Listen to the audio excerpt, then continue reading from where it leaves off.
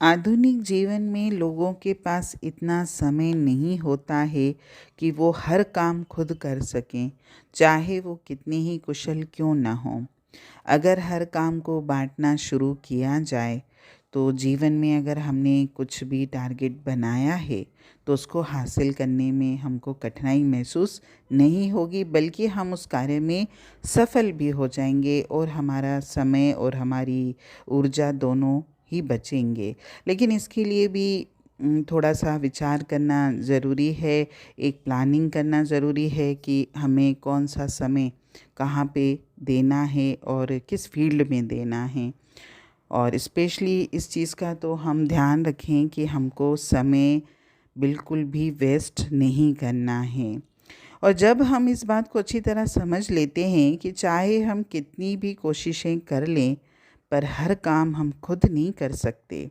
और जब हम ये स्वीकार कर लेते हैं कि मैं हर काम नहीं कर सकता, तो हमारे भीतर जो अनावश्यक तनाव आता है या मैं अपने आप को दूसरों से थोड़ा कम मानता हूँ, तो इन सब दोनों बातों से हमको मुक्ति मिल जाती है। और साथ ही हम जो अनावश्यक जो गैर ज़रूरी काम हैं, जिनका शायद मेरे जीवन में कोई रोल भी नहीं है, मैं उससे भी बच जाता हूँ।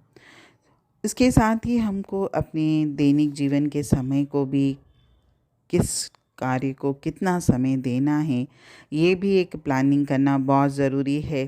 क्योंकि कई बार लोग प्लानिंग के बिना काम करते हैं, तो जो 1 घंटे का काम होता है, उसमें 2 घंटे लग जाते हैं। तो जो नेक्स्ट काम करना था हमको, तो हमारा या तो वो काम छूट जाता है, या तो वो परफ़ेक्ट तरीके से नहीं हो पाता और फिर हम चिड़चिड़े हो जाते हैं। तो काम को बाँटने की भी प्लानिंग करनी है, समय मतलब किस काम को कितना देना है।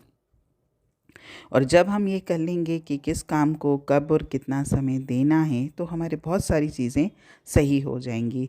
और साथ ही काम के साथ साथ हमको अपनी फ़िटनेस पे, अपनी नींद पर और अपनी फैमिली को भी जो टाइम देना है, उसको भी ध्यान दें। क्योंकि कई बार हम लोग कामों में ऐसे उलझ जाते हैं कि ये चीज़ें भी हमसे छूट जाती हैं, हमको ये नहीं करना है।